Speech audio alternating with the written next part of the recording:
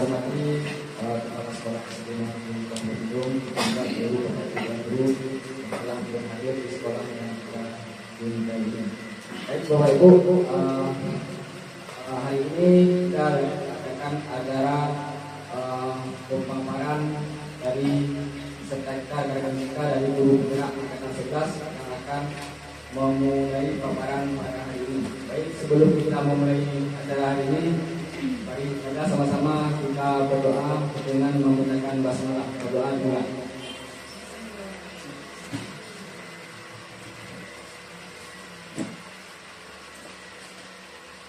Selesai. Bapak Ibu, kita beri waktu sedikit untuk rekan kita dari TGP dan didampingi oleh kepala sekolah untuk memberi paparan mereka kepada kita semua apa yang telah mereka dapatkan dari hasil mereka belajar di TGP.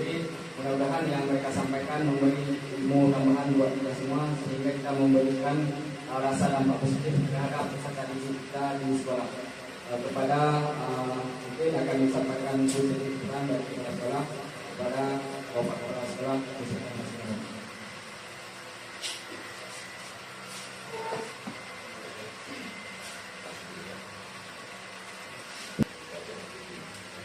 Bismillahirrahmanirrahim. Assalamualaikum warahmatullahi wabarakatuh. Alhamdulillah. Wassalatu wassalamu ala Rasulillah wa ala alihi wa sahbihi. Yang saya hormati seluruh peserta kelas di Polres Depok dan yang saya banggakan ibu-ibu TGP angkatan 11 atau 2024 yang sedang melaksanakan pembelajaran di dalam program guru gerak. Dan saya ulangi juga guru gerak kita telah totalan yang telah selesai melaksanakan program geraknya. Baik Bapak Ibu, hari ini kita ingin mendengarkan diseminasi dari TGP kita ini mengenai budaya positif sekolah. Jadi budaya positif sekolah ini sebenarnya sangat penting, sangat penting karena memang wajib dilakukan di sekolah. Jadi biarpun hari ini kita lihat jalan bergerak yang akan mendominasikan, tetapi ini sebenarnya memang betul-betul kita perlukan sangat penting. Nanti kita dengar bagaimana paparannya. Jadi sebelum itu, Bapak Ibu, ada hal kita kembali lagi mengenai program pelatihan guru penggerak ataupun PGP. Ini sebenarnya orang yang sudah masuk ke dalam modul 1 kalau nggak salah, modul 1 mengenai penerapan budaya positif di sekolah. Budaya positif. Dan budaya positif ini kalau kita lihat ini semua hampir semua sudah kita kerjakan.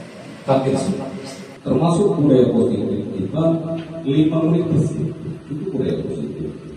Itu udah terkait sebelum program guru penggerak. Mungkin Pak Murtala kemarin itu budaya positif yang diangkat 5 menit bersih. 5 menit bersih. Dan ini menjadi sebuah apusan di sekolah kita dengan adanya ide-ide seperti itu. Dan alhamdulillah ini langsung bermanfaat terhadap ilmu sekolah. Si anak-anak begitu saja, begitu hampir selesai posisi, biarpun ini karena pikir sering lupa bahwa ada waktu di sekolah saya lancar.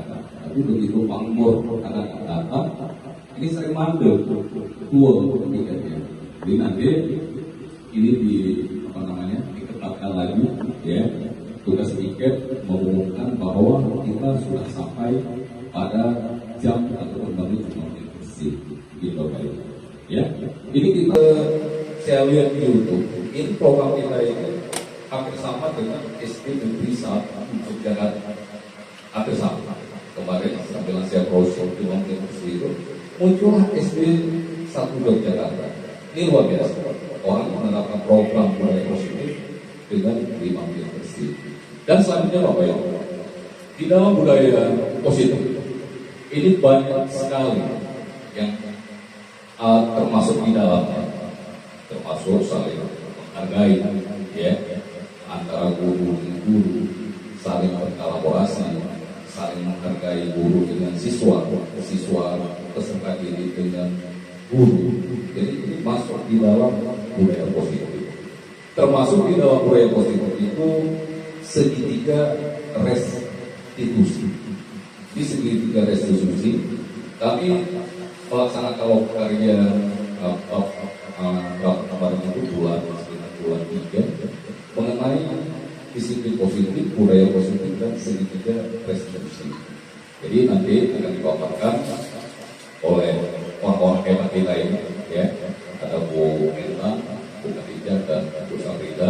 Ini saya anggap ini orang-orang hebat kita semuanya. Ya, ini luar biasa. Ya, dan sebelumnya selamat juga kepada yang pemanggilan Dewan PBB kemarin. Ya, selamat ada Pak Kepala, Bu Endang dan Bu Khadijah. Jadi kalau kita lihat ini terus mengalir, ya, terus mengalir saatnya untuk mengembangkan kompetensi. Terus menerus artinya tidak henti-henti. Seperti Bu Endang dari pertama kemarin itu menjadi PKP. Ya, PKP setelah dilanjutkan dengan CGP dan ditambah lagi dengan PPG. Jadi kalau kita lihat ini sangat luar biasa. Contoh lagi Pak Mutala, bukan tidak. Lewat PPG, lewat ini sekarang PPG. Ini sangat-sangat luar biasa. Dan wajib karena semuanya ini adalah takdir, bukan kebetulan. Takdir.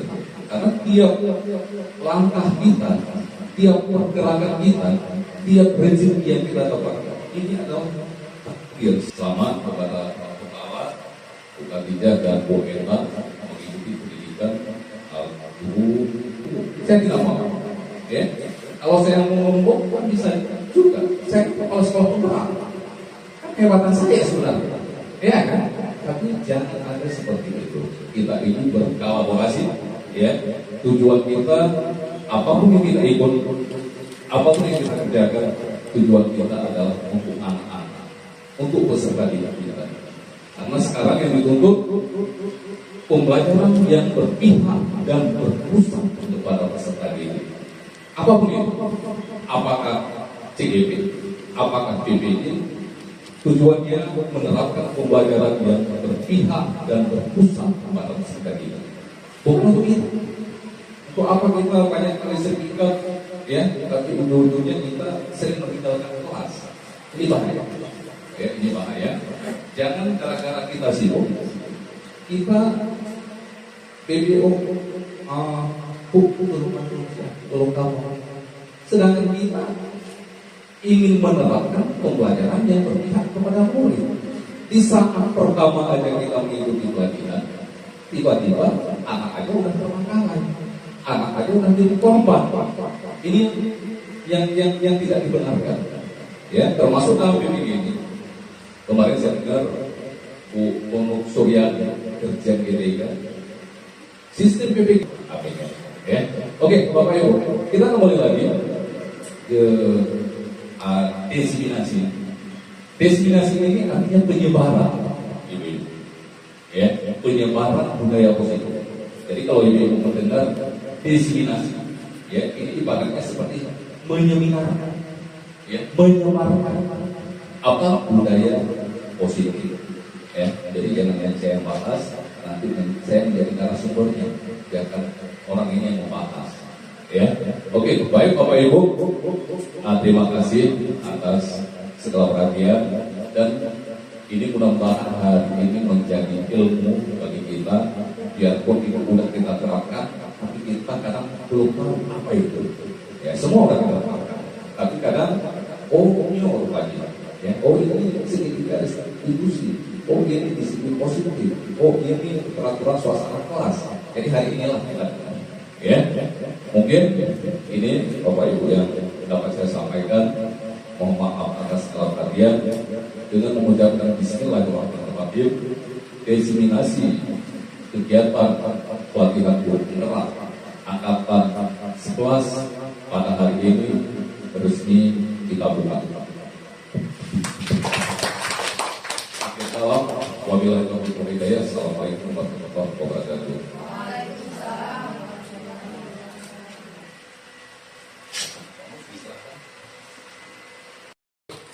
Baiklah, sekarang kita akan mendengarkan paparan dari Ibu Khadijah selaku CDP dari SD Sekolah Provinsi Angkatan 11 tahun 2024. Kepada Ibu Khadijah, dipersilakan dengan segala hormat.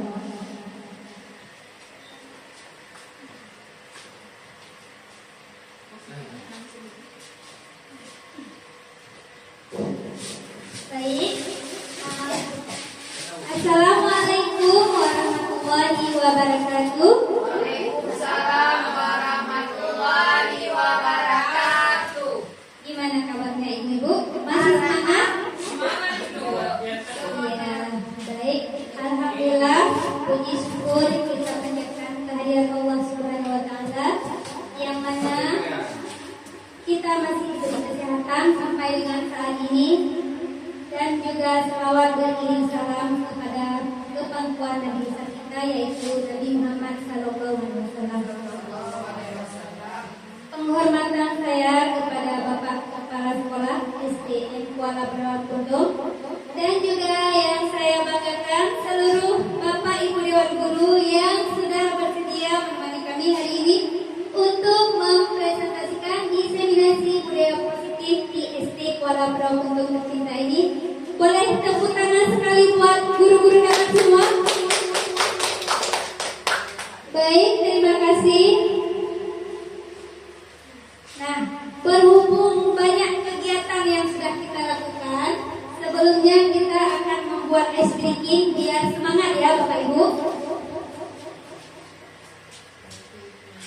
Nah, ice breakingnya senyum 30 detik. Jadi ketika nanti saya dalam hitungan ketiga, nanti Ibu akan senyum selama 30 detik. Ini juga merupakan salah satu budaya positif ya. Ya, baiklah. Boleh Bapak Ibu berdiri? Terima kasih. Nah, sekarang saling berhadapan.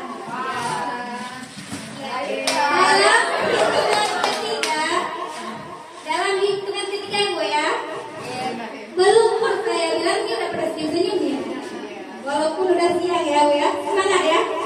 Dalam hitungan ketiga, Bapak Ibu siap. Senyumnya yang lebar ya. Nampak gigi. 1, 2, 3. Mulai.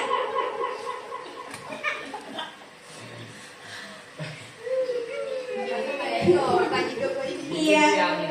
Selesai. Terima kasih banyak. Semangat ya Ibu ya. Walaupun siangnya udah keluar nih aura-aura positifnya, gimana lagi senyum-senyum manisnya. Ya baik. Nah, dalam destinasi budaya positif ini ada 6 konsep inti budaya positif, yaitu yang pertama disiplin positif, yang kedua kebutuhan dasar manusia, yang ketiga motivasi perilaku manusia, keempat keyakinan kelas, 5 posisi kontrol guru, 6 segitiga restitusi. Sebelum saya melanjutkan, saya ingin tahu dulu nih sama Bapak Ibu. Ketika mendengarkan budaya positif, apa yang tersirat di dalam pikiran Ibu nih? Budaya positif. Senyum, salam, dan sapa. Iya Ibu, boleh dipakai mic-nya Bu.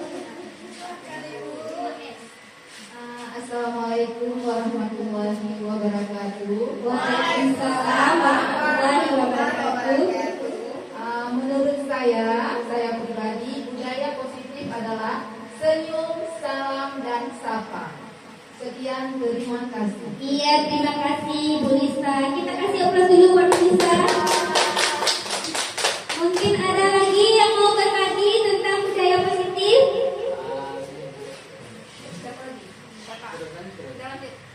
Iya, silakan Ibu. Assalamualaikum warahmatullahi wabarakatuh. Waalaikumsalam warahmatullahi wabarakatuh. Terima kasih kepada Bu Khadijah yang telah memberi kesempatan kepada saya untuk menjawab tentang Apa itu budaya positif? Kalau menurut saya bukan. Budaya positif itu adalah nilai-nilai keyakinan dan kebiasaan di sekolah yang berpihak pada murid agar murid dapat berkembang menjadi pribadi yang kritis, penuh hormat dan tanggung jawab. Iya, luar biasa jawaban dari Ibu. Terima kasih ya, teman-teman. Terima kasih Ibu. Nah, tadi sudah disampaikan tentang budaya positif. Nah, arti disiplin berasal dari kata disiplina yang artinya belajar. Disiplin mengacu pada disiplin diri yang memiliki tanggung jawab terhadap apa yang dilakukan berdasarkan nilai-nilai yang diyakini, seperti yang sudah disampaikan sama Bu Marsida ya. Nah, disiplin positif juga merupakan salah satu cara penerapan disiplin yang bertujuan untuk menumbuhkan kesadaran serta memberdayakan peserta didik tanpa imbalan, penghargaan atau reward, ancaman atau hukuman. Budaya positif itu kita harus membiasakan supaya terbiasa menjadi budaya yang kita terapkan di sekolah. Misalnya yang sudah berlaku di SD kita, 5 menit bersih. Nah, itu juga contoh disiplin positif.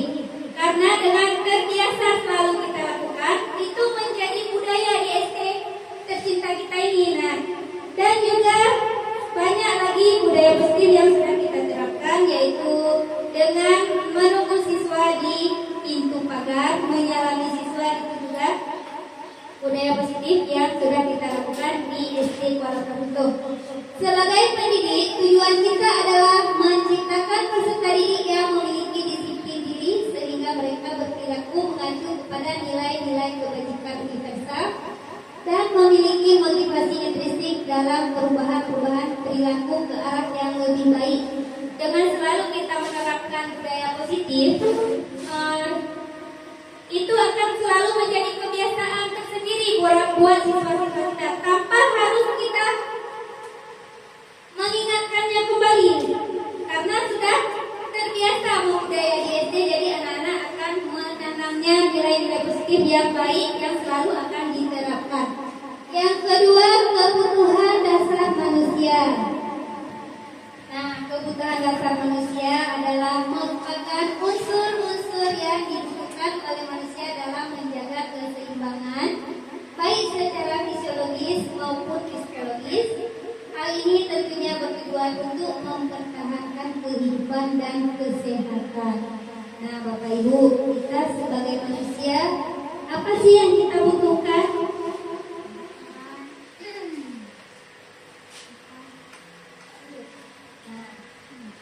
Apa yang kita butuhkan sebagai manusia? Nah, di sini sudah ada 5 kebutuhan dasar manusia. Yang pertama, manusia itu perlu bertahan hidup. Nah, bagaimana cara manusia bertahan hidup? Yaitu dengan manusia perlu makan, ya. Terus kita memerlukan kesehatan. Nah, di samping itu juga kita memerlukan rumah. Kalau nggak ada rumah, di mana kita berteduh? Baik. Nah, ini adalah salah satu kebutuhan dasar manusia. Yang kedua, manusia itu memerlukan kasih sayang dan rasa diterima. Kalau kita di sekolah, misalnya ada sebuah kesalahan, itu kita nggak ke sekolah, Bapak Ibu? Iya, kita merasa tidak diterima karena ada kesalahan yang sudah kita lakukan. Nah, dari sini kita perlu kasih sayang dan rasa diterima. Ya, itu salah satu kebutuhan manusia. Keinginan untuk tetap terhubung dengan orang lain, seperti keluarga, pasangan hidup, teman kerja, dan kelompok di mana kita bergabung. Ya, rasa kasih sayang dan rasa diterima itu tidak hanya di rumah ataupun dengan pasangan hidup, tetapi juga kita saling berkolaborasi dengan rekan-rekan sejawat. Bagaimana kalau misalnya Bapak Ibu ke sekolah ada nih salah satu rekannya yang kita lagi marahan sama rekan kita. Bagaimana perasaan Bapak Ibu ketika Bapak Ibu ke sekolah? Nyaman. Ketika kita ada permasalahan dengan seseorang, dengan kawan, apakah kita merasa nyaman, merasa diterima? Nah, di situ kita sudah tidak merasa nyaman, karena makanya di sini kita harus saling mengasihi dengan rekan-rekan, dan supaya kita selalu menerima dan diterima oleh rekan-rekan sejawat kita. Yang ketiga yaitu kebebasan. Manusia itu perlu kebebasan, jangan ditekan ya. Salah satunya itu kebebasan yaitu mandiri, memiliki pilihan, mencoba hal baru, mampu mengendalikan arah diri sendiri. Nah, dalam kurikulum Merdeka ini kita menerapkan pembelajaran yang berdiferensiasi, yaitu sesuai dengan bakat, minat, dan kebutuhan murid. Nah, di sini murid dia harus mandiri. Kita harus menggali apa sih yang dia inginkan, pembelajaran seperti apa yang mereka inginkan. Itu harus kita kasih kebebasan buat peserta didik kita. Yang keempat, kesenangan. Manusia juga butuh kesenangan, yaitu bermain, humor, antusiasme, dan tertawa. Ketika kita belajar, kita juga bisa menerapkan dengan siswa kita dengan bermain, dengan contohnya nih seperti tadi kita buat ice breaking. Mungkin itu akan lebih gimana ya, membuat siswa berminat untuk belajar, karena ada bermainnya, ada humornya juga, dan di situ kan bisa saling berkolaborasi dengan murid, kita saling tertawa, ya kan, menumbuhkan hal-hal positif juga di situ. Yang kelima, penguasaan. Kebutuhan manusia yang kelima yaitu penguasaan, keinginan untuk dianggap berharga, bisa membuat perbedaan, bisa membuat pencapaian kompeten diakui dan dihormati. Itu adalah 5 kebutuhan dasar manusia.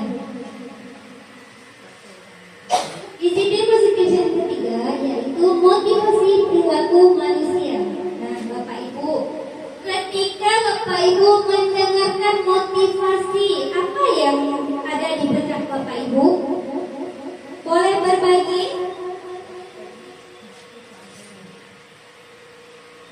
Ada yang mau berbagi? Iya, Pak Murtala, tolong dikasih mic-nya.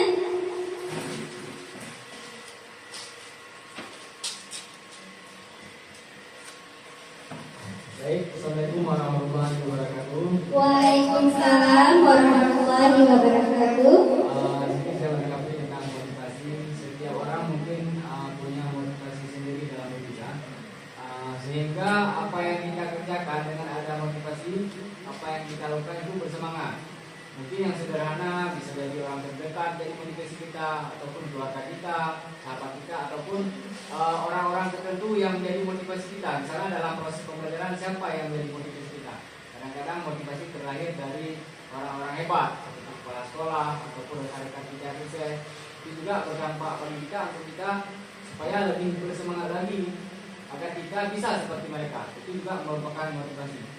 Terus motivasi itu harus kita cari, harus kita tanamkan supaya dalam melakukan suatu aktivitas yakin-yakin benar betul-betul sehingga kita akan jadi sukses seperti orang yang kita inginkan tersebut. Mungkin itu saja. Assalamualaikum warahmatullahi wabarakatuh. Waalaikumsalam warahmatullahi wabarakatuh. Luar biasa jawaban dari Pak Murtala. Kita kasih aplaus dulu buat Pak Murtala. Ya, baik. Nah, tadi sudah dijelaskan tentang motivasi oleh Pak Murtala ya. Ada 2 motivasi, yaitu motivasi intrinsik dan intrinsik.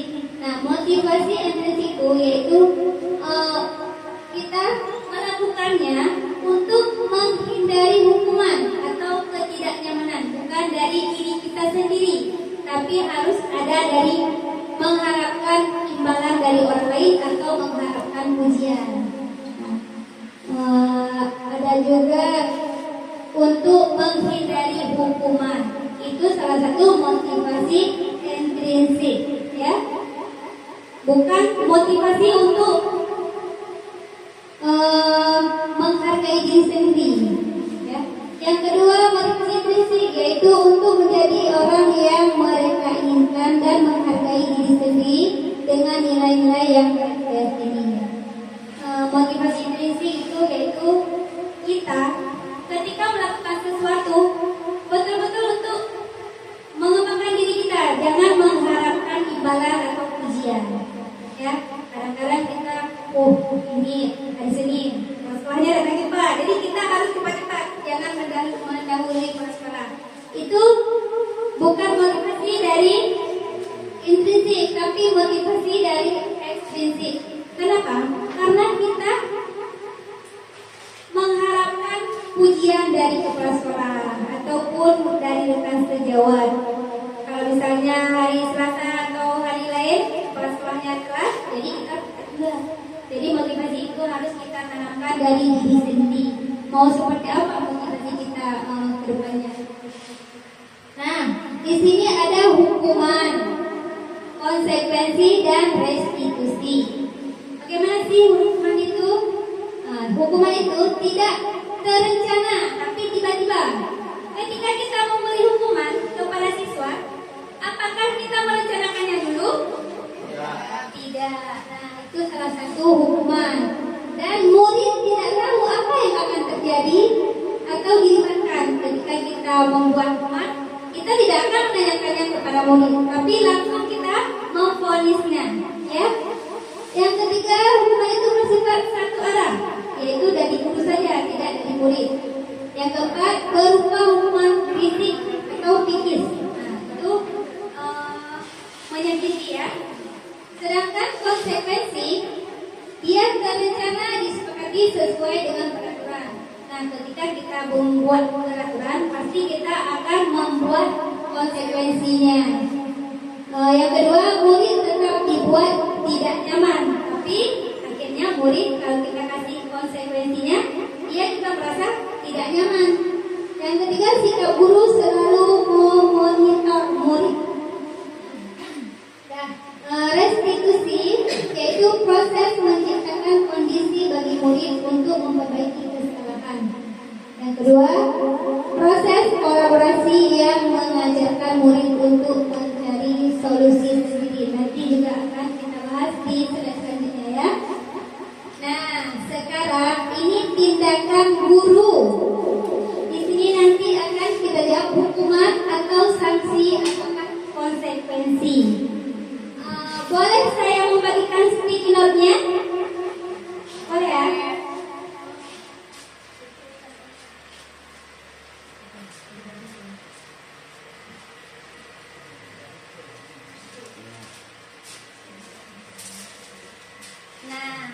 Nah, di sini tugas Bapak Ibu nanti akan mencatat, boleh dicatatkan di sini ya Ibu, nomor 1, mencatat 100 kali itu termasuk ke dalam hukuman atau termasuk pada sanksi? Boleh Bapak Ibu ditulis di sini.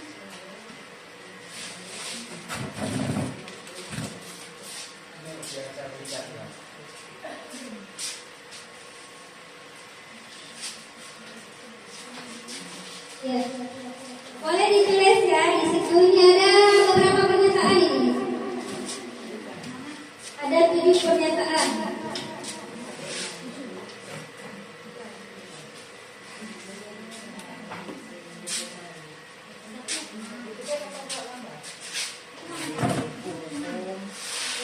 Ya, nanti tinggal dibuat dari pernyataan 1. Misalnya ini mencatat 100 kali di dalam buku kalimat. Saya tidak akan terlambat lagi karena terlambat ke sekolah. Menurut Bapak Ibu ini hukuman atau sanksi? Tinggal itu saja hukuman. Nomor 1 hukuman, nomor 2 sanksi.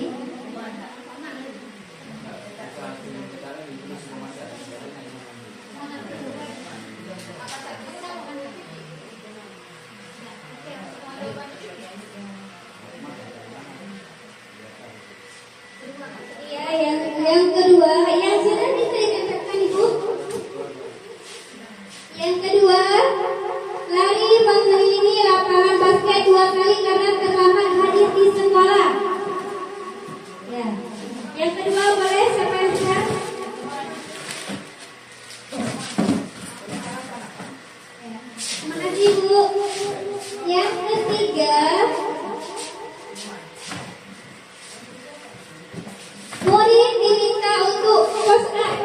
sama sekali karena tidak menggunakan masker ke sekolah.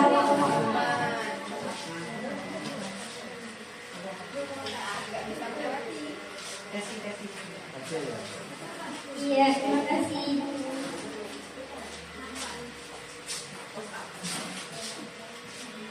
Ya, nomor 4, menggantikan kertas tugas teman yang telah dicoret-coret, hukuman atau sanksi.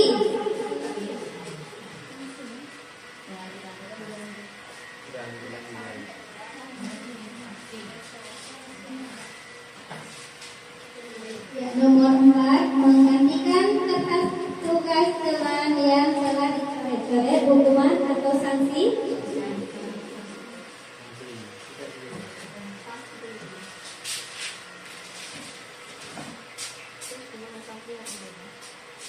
Ya, terima kasih Bu.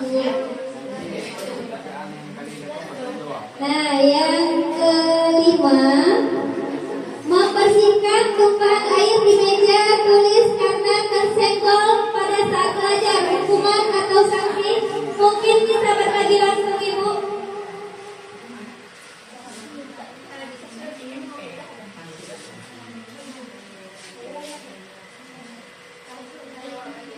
Ya boleh langsung berbagi Ibu, tolong dibagikan mic-nya.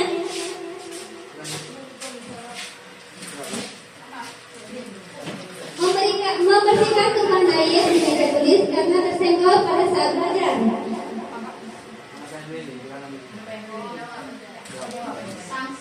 Iya, sanksi ya. Nomor 6, meminta murid tidak mengenakan sepatu sandal di sekolah karena tidak mengenakan sepatu hitam. Menurut Bapak Ibu itu hukuman apa sanksi? Sanksi ya, luar biasa.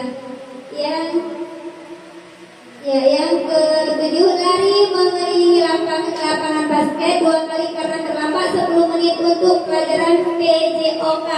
Menurut Bapak Ibu itu termasuk hukuman atau sanksi? Hukuman ya. Baik, ini udah dicatatkan sama rekan-rekan saya. Nah, sekarang kita akan melihat, coba Ibu sampaikan dekat. Nah, ini dia ya. Mencatat 100 kali di dalam buku kalimat saya tidak akan terlambat lagi karena terlambat ke sekolah itu termasuk hukuman. Luar biasa, kita kasih aplaus buat semuanya.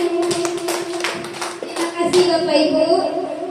Selanjutnya, apa sih perbedaan hukuman dan sanksi atau konsekuensi? Nah, di sini hukuman sesuatu yang menyakitkan harus terjadi ketika kita memberi hukuman.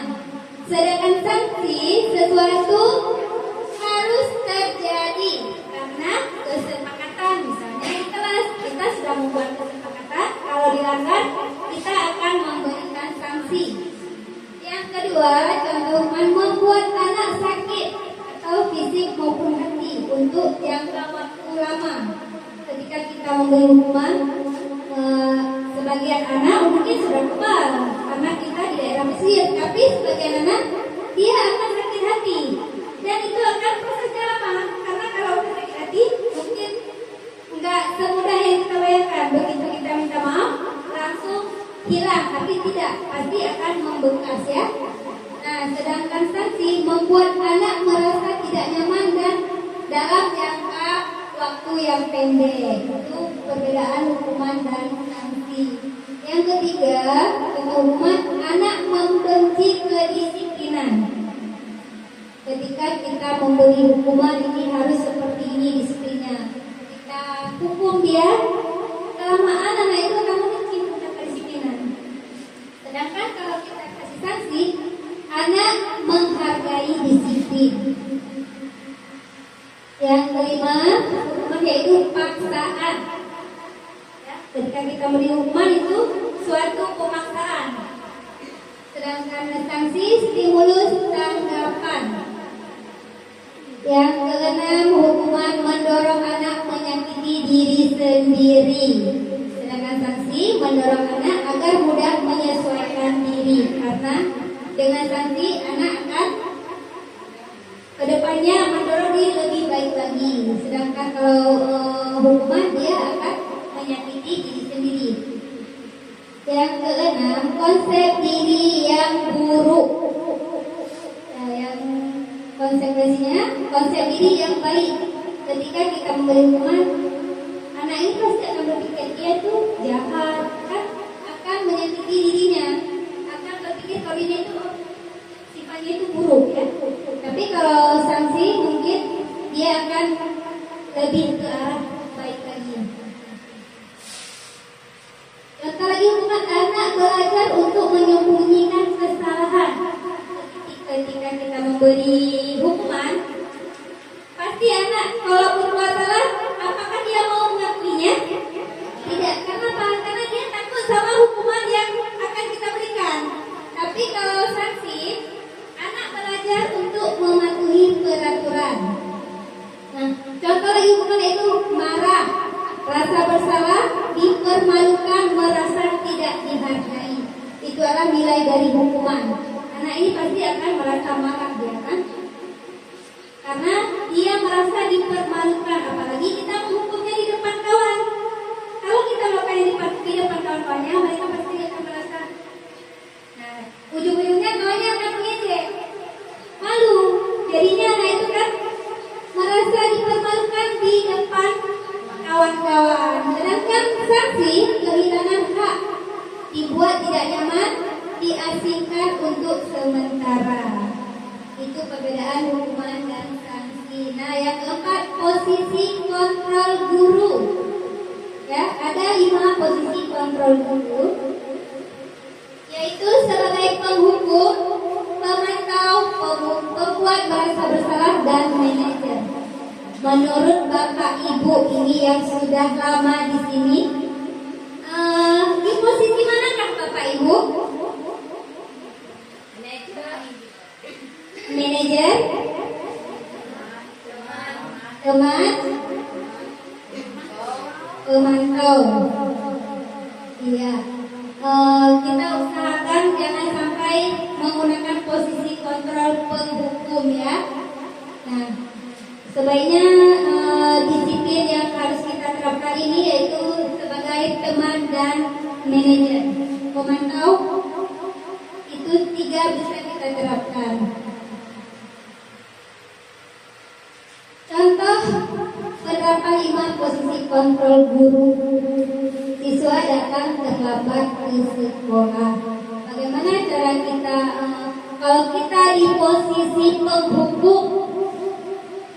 Pertanyaan kita, sana kamu ambil sampah dulu sebelum masuk kelas.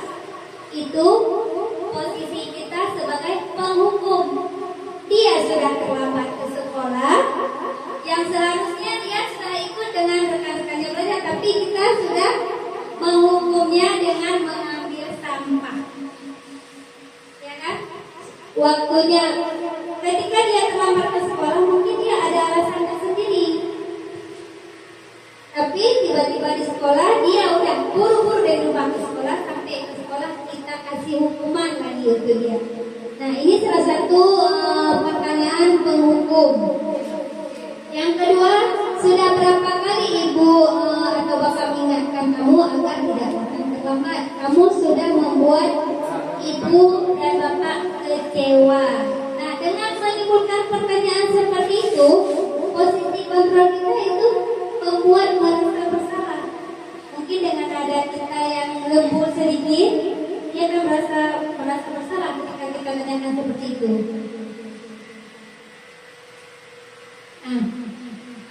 Yang ketiga, sebagai pemantau.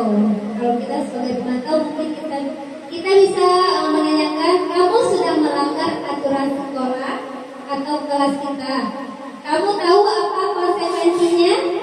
Bapak atau ibu akan mencatat kesalahan kamu hari ini untuk perbaikan kamu di kemudian hari. Itu pertanyaan guru sebagai pemantau. Yang sebagai teman. Nah, mungkin saya pribadi ya lebih sering menggunakan posisi kontrol sebagai teman. Kali ini ibu maafkan kamu, tapi lain kali jangan datang terlambat lagi ya. Ayo dong bantu ibu ya. Kan kita bilang juga, kalau misalnya siswa kita yang telat, kita juga nanti takut dimarahin, ya kan? Lebih akrab lagi kalau kita menjadi teman dia. Mungkin dengan kita menanyakan seperti itu akan menjadi sebuah perubahan buat dia. Yang kelima, posisi manajer. Nah, kita akan menanyakan, apakah kamu tahu kesalahan yang kamu lakukan? Bagaimana kamu memperbaiki kesalahan tersebut? Nah, itu pertanyaan sebagai manajer. Nah, Bapak Ibu, bisakah budaya positif 5 posisi kontrol ini kita akan selalu menerapkannya di SD Kuala Provinsi dengan posisi kontrol kita sebagai manajer? Insya Allah Bu. Iya, insya Allah sama-sama ya kita akan membiasakan atau membudayakan bahwasanya setiap ada kesalahan anak kita akan memposisikan posisi kontrol kita sebagai guru, yaitu manajer, teman, dan pemantau. Itu yang nantinya akan kita terapkan di sekolah supaya menjadi budaya positif yang selalu kita ingat. Nah, posisi kontrol apakah aku? Sebenarnya ini ibu mau membuat pertanyaan ya, cuma karena sudah langsung ada jawabannya. Ya. Posisi kontrol apakah aku? Saya kecewa sekali dengan kamu.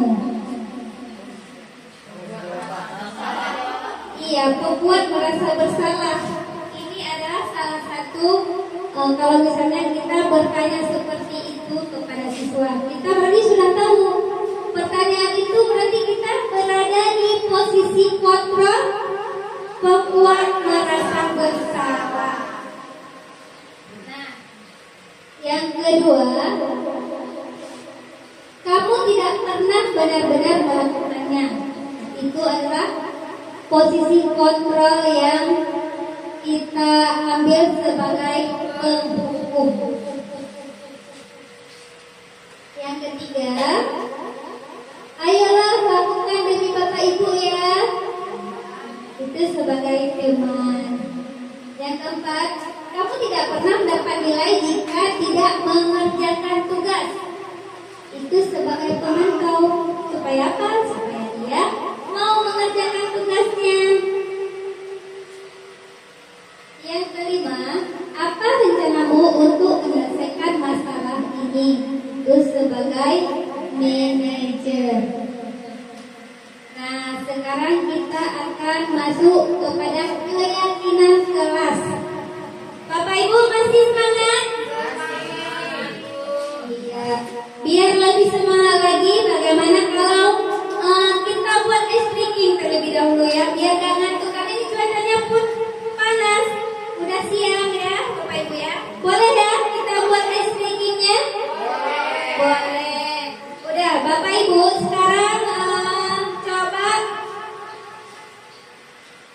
clue-nya. Kita pakai clue ya. Clue-nya guru berkata. Clue-nya guru berkata, berarti kita harus konsentrasi dulu supaya kita tahu nanti apa yang disampaikan gurunya. Siap ya? Guru berkata, berdiri. Ya, terima kasih. Guru berkata, tepuk 3 kali. Guru berkata, tepuk 4 kali. Guru berkata, tepuk 2 kali. Tepuk 4 kali. Betul? Iya. Sudah nggak konsentrasi lagi nih nampaknya ya, ibu-ibu ya. Iya, terima kasih, boleh duduk. Kita kasih dokter keluar semuanya. Nah, ibu-ibu harus konsentrasi dulu karena harus ingat clue-nya itu guru berkata. Ketika guru berkata berarti jangan dilakukan ya. Terima kasih Bu. Lalu ya katanya udah baik, selanjutnya yaitu keyakinan kelas. Nah, semua kita sudah menerapkan keyakinan kelas ya. Mungkin kita nggak tahu berapa sih ini keyakinan kelas. Sebagian kita sudah tahu berapa keyakinan kelas. Mengapa bukan peraturan kelas. Nah, menurut Bapak Ibu ini, mengapa keyakinan kelas? Mengapa bukan peraturan kelas? Menurut Bapak Ibu kenapa ya? Ada yang mau berbagi? Iya, Bu Endang, silakan. Terima kasih pada Bapak Tiga. Saya akan menjawab mengapa keyakinan kelas, mengapa bukan peraturan kelas. Menurut saya, pengaturan kelas itu di masa guru K13. Di situ gurunya sebagai objek. Pembelajarannya juga berpusat ke satu arah. Yang lebih fokus gurunya yang lebih aktif.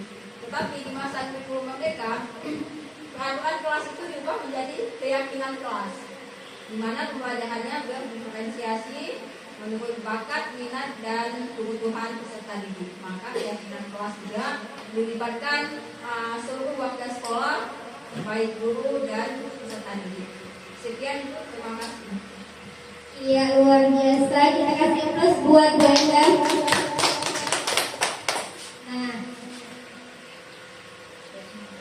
Nah, tadi sudah dijelaskan ya perbedaan tentang keyakinan kelas. Nanti kenapa harus keyakinan, apa bedanya keyakinan dengan kelas.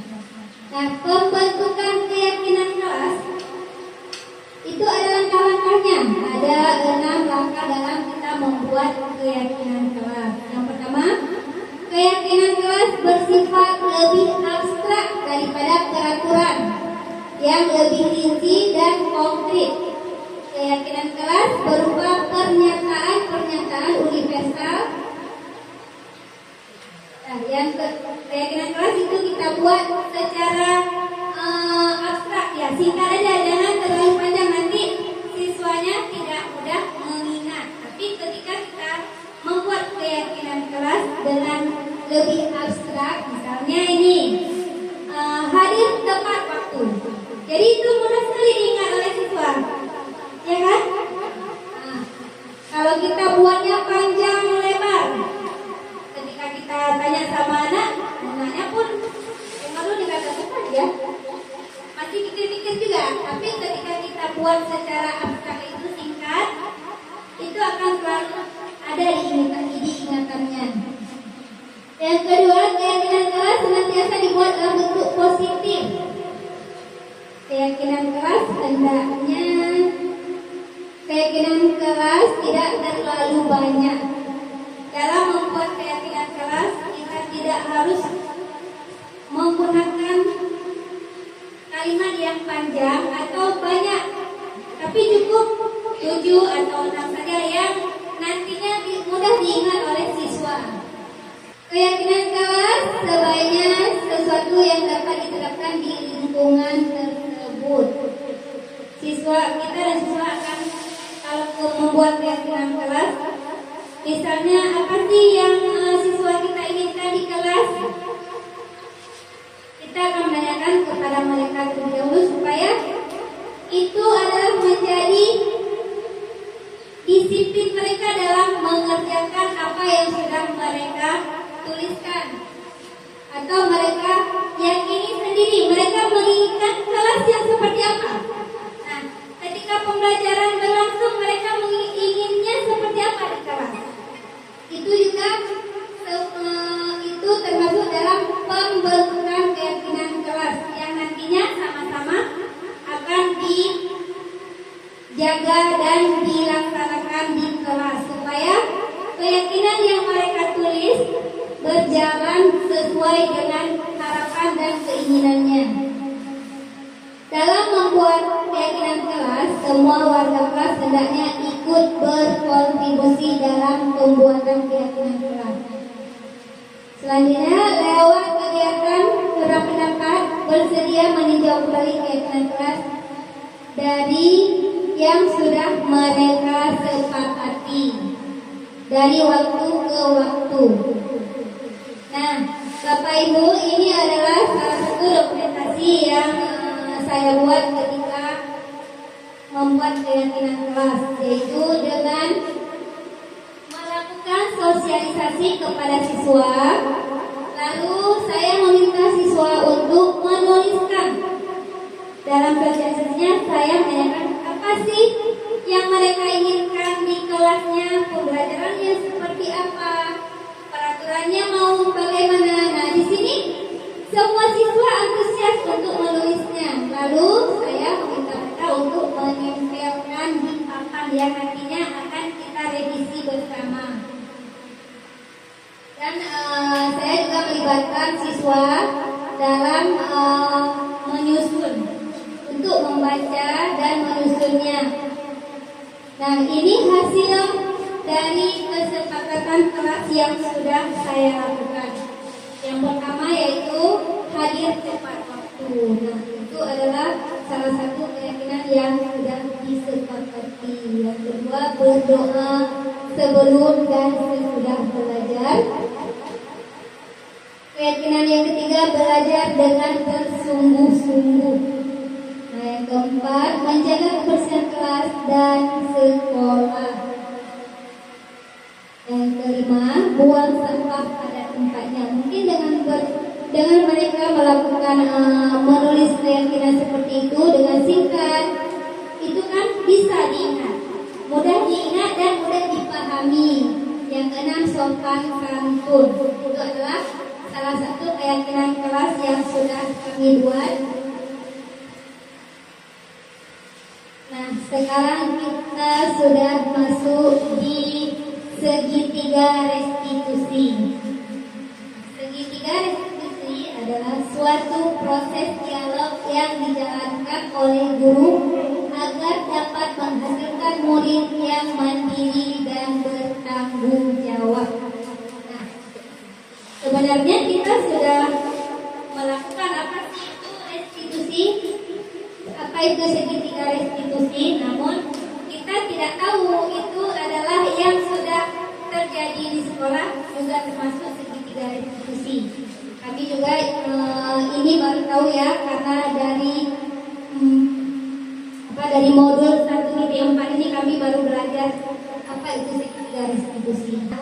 Ada 3 tahap dia dalam melakukan restitusi, yaitu yang pertama menstabilkan identitas. Yang kedua, validasi tindakan yang salah. Yang ketiga, menanyakan keyakinan. Nah, Bapak Ibu, apa sih menstabilkan identitas itu?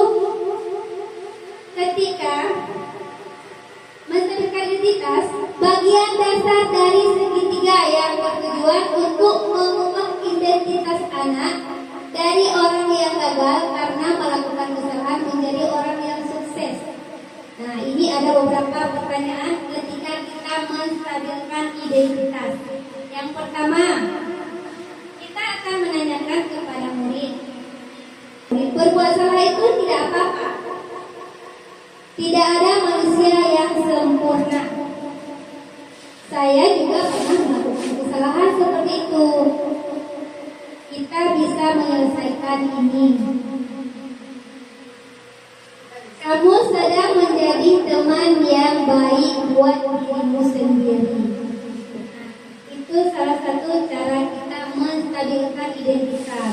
Contohnya nih Ibu, ketika anak berbuat salah, kita panggil dia. Jangan kita langsung memberi hukuman. Kita panggil dia, lalu kita tanyakan dulu kabarnya bagaimana, supaya anak-anak ini ketika berbuat salah dia pasti akan merasa ketakutan. Ketika kita panggil ke kantor, dia pasti takut. Mbak ini kan ada salah ini dipanggilnya. Jadi kadang-kadang anak itu nggak mau dia ke kantor kalau kita panggil. Caranya kita panggil dulu dia dengan menanyakan pertanyaan yang membuat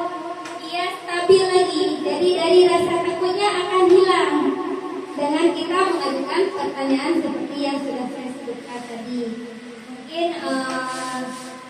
lebih kita juga kelihatan terima kasih kabarnya udah biar identitasnya stabil lagi, jadi jadi dia nanti ketika kita bertanya pasti menjawabnya juga sudah stabil ya, nggak ketakutan lagi.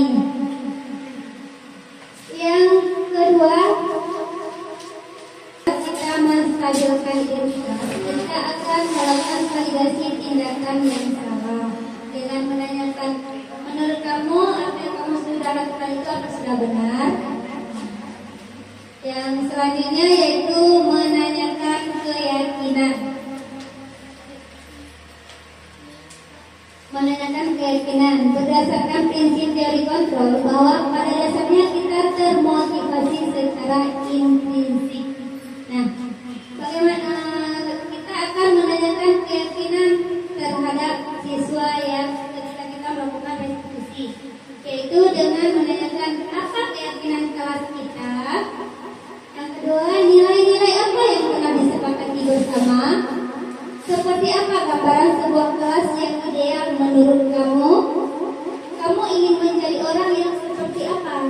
Nah, dalam percakapan restitusi itu, siswa akan lebih nyaman dengan gurunya, ya, dengan menanyakan apa sih cita-citanya ketika dia melakukan kesalahan. Menurut kamu, keyakinan apa yang sudah mereka langgar?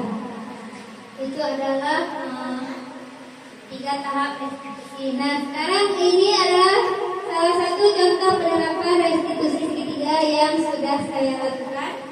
Boleh dibuka videonya, Ibu?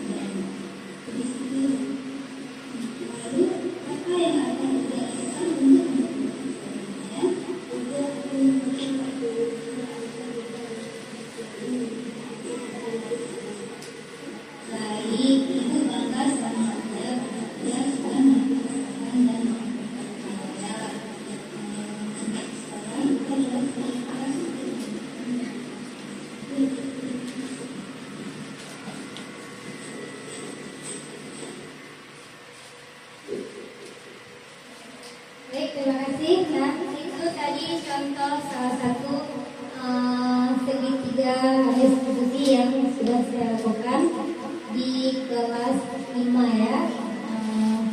Kesalahan yang saya buat ketika gurunya lagi mengajar, dia tidur di kelas. Baik, Bapak Ibu, ada yang mau ditanyakan? Sudah jelas ya, Bu ya? Baiklah, kesimpulannya dalam penerapan program disiplin positif, hendaknya guru memiliki standar kepribadian profesional dan sosial yang baik, di mana guru mampu merefleksi dirinya dalam posisi kontrol saat ini, bagaimana perjalanan dirinya sebagai among atau manajer yang menuntun murid-muridnya menjadi insan yang mandiri, merdeka, dan bertanggung jawab. Ya, sekian Bapak Ibu destinasi budaya positif dari saya. Terima kasih banyak atas waktu yang Bapak Ibu luangkan. Saya ucapkan banyak-banyak terima kasih. Saya akhiri. Wabillahi taufiq wal hidayah. Assalamualaikum warahmatullahi wabarakatuh.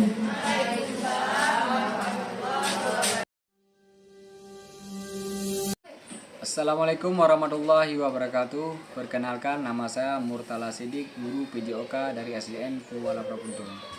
Baik, saya akan merefleksikan hasil dari paparan tugas dari CGP Angkatan 11 guru dari SDN Kuala Prapuntung. Dari penerapan budaya positif, di situ kami dapat menemukan atau memberikan pemahaman-pemahaman baru yang bisa kita berikan kepada peserta didik di sekolah. Di situ banyak ilmu-ilmu baru seperti melakukan keyakinan kelas. Dari kegiatan keyakinan kelas di situ dibuat bukan hanya berpusat pada guru, tapi juga hasil dari musyawarah seluruh peserta didik. Yang kedua, contoh-contoh dari penerapan budaya positif seperti guru menunggu siswa di pintu gerbang dengan cara bersalaman. Dan selanjutnya guru juga membuat program kegiatan 5 menit bersih. Semua itu dilakukan ialah untuk menjadikan sebuah perubahan dan kesadaran bagi peserta didik. Kegiatan-kegiatan positif sehingga dapat menjadi kebiasaan dan membuat sekolah menjadi lingkungan yang positif. Terus selanjutnya pemaparan juga adanya penerapan segitiga restitusi. Di situ juga ada pemahaman baru yang bisa diterapkan oleh guru kepada murid, sehingga murid dari tidak baik menjadi baik, dari karakter yang buruk menjadi buruk, dari karakter yang buruk menjadi baik dengan cara bisa pendekatan secara personal untuk merubah karakter murid menjadi lebih baik, sehingga murid dapat berinteraksi di lingkungan belajar dan juga bisa kembali kepada masyarakat seperti biasa dalam kehidupan bermasyarakat, dan juga bisa menghadapi tantangan-tantangan global di dunia nyata. Mungkin itu saja, sekian. Assalamualaikum warahmatullahi wabarakatuh.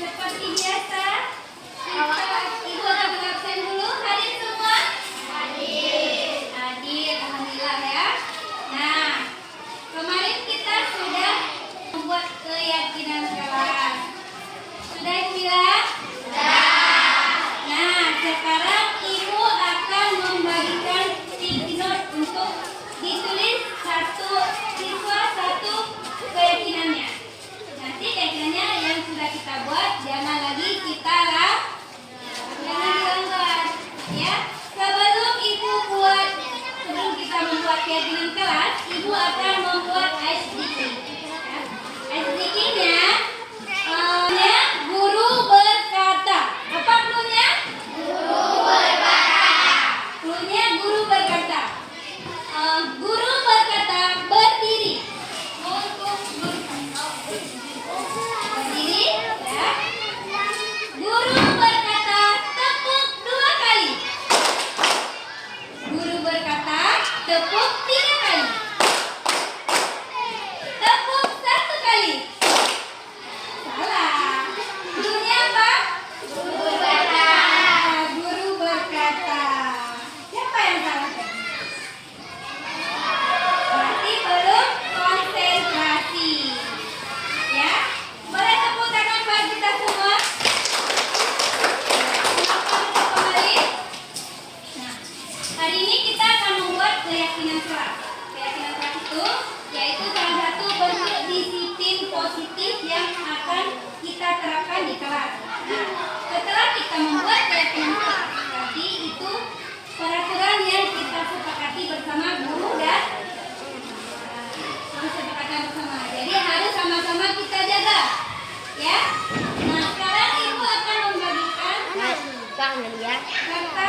Nah, di sini nanti boleh ditulis apa yang ingin diterapkan di kelas nanti. Ya. Maksudnya, contohnya nih, keyakinan kelas kita harus hadir tepat waktu, ya kan? Yang lain boleh ditulis nanti akan kita tempelkan di papan tulis, ya. Boleh dikeluarkan pulpennya. Boleh keluarin pulpennya. Tulis salah satu keyakinan yang ingin kita terapkan di kelas. Nanti akan sama-sama kita.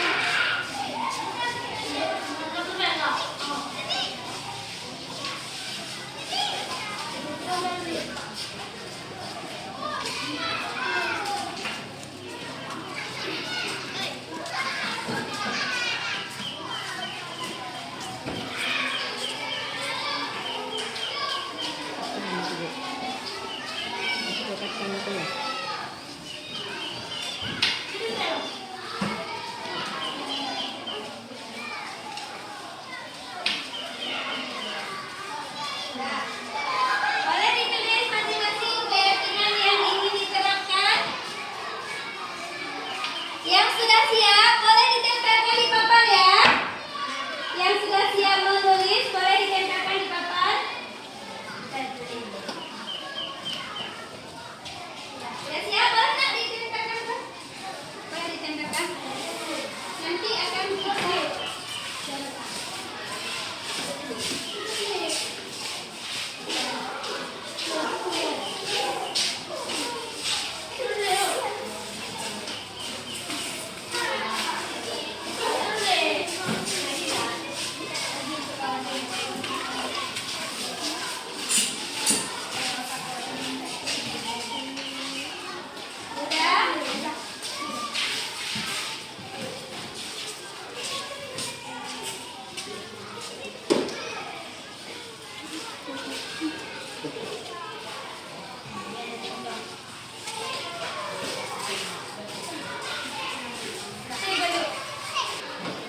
Nah, sekarang coba Ibu mau minta satu orang untuk membacakannya.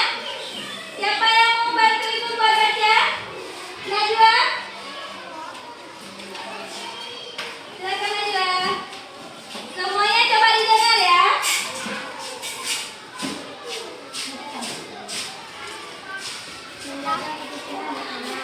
Iya, tunggu. Yang pertama, menjaga kebersihan bersama. Ya. Ya, membaca doa sesudah dan sebelum. Ya, ini sama, ya. Coba dipindahin kemari yang sama. Yang sama boleh digabung dulu, nanti kita. Coba lagi, coba yang sama di desain kemari.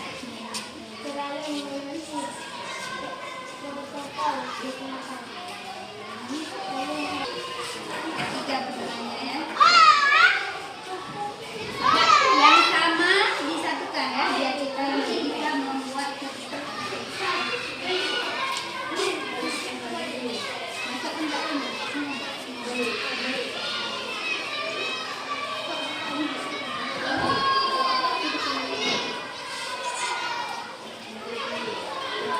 Ini kan ada yang sama, jadi harus kita pisahin dulu, nanti kita buat satu keyakinan yang sudah bisa kita terapkan di kelas.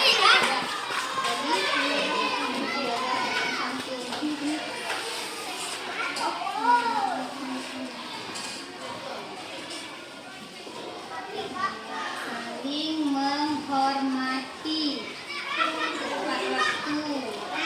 Ini masuk harian, ya, tepat waktu. Tepat waktu.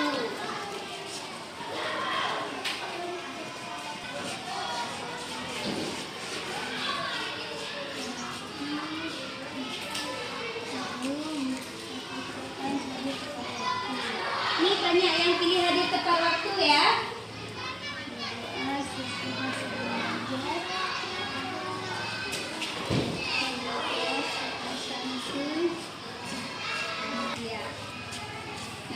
Sekarang udah ada berapa coba juga itu?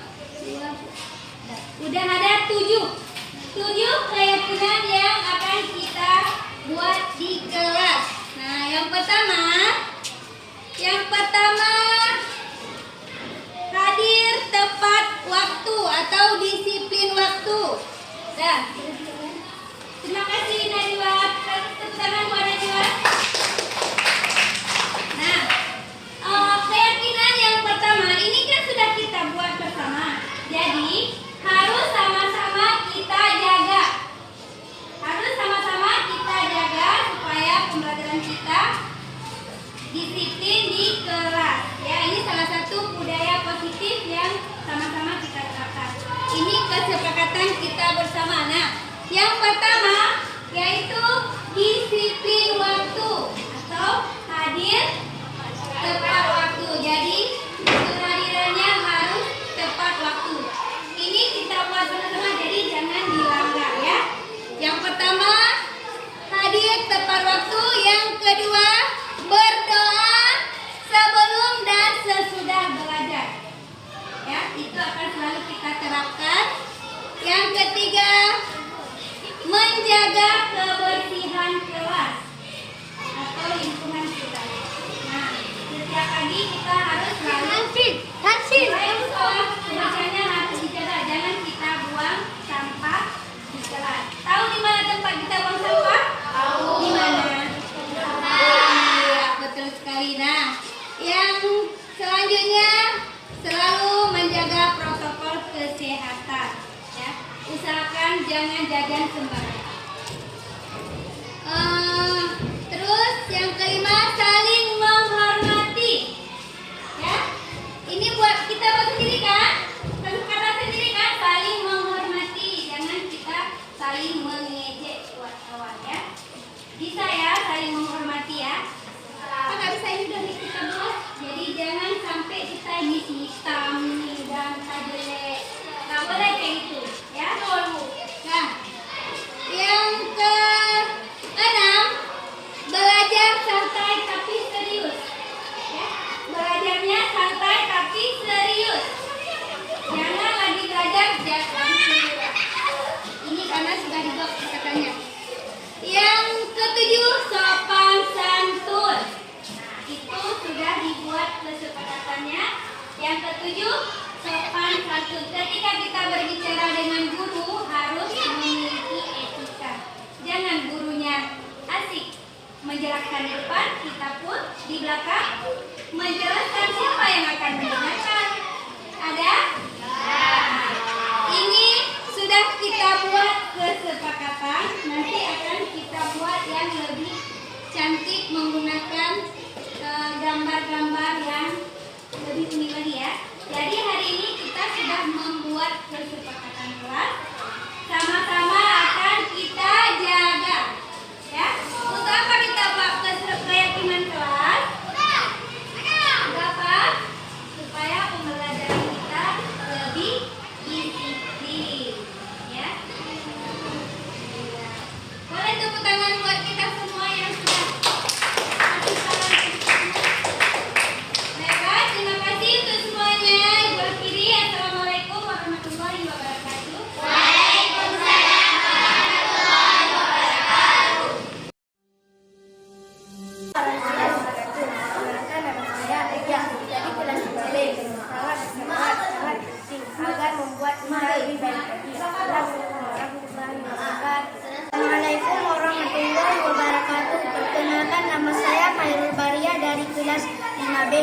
Senang sekali, sangat penting karena dapat menimbulkan tanggung jawab. Assalamualaikum warahmatullahi wabarakatuh. Assalamualaikum warahmatullahi wabarakatuh. Perkenalkan nama saya Khaira Yuda Nazwa, murid dari kelas 4A. Senang sekali, sangat penting karena dapat membutuhkan bertanggung jawab. Assalamualaikum warahmatullahi wabarakatuh.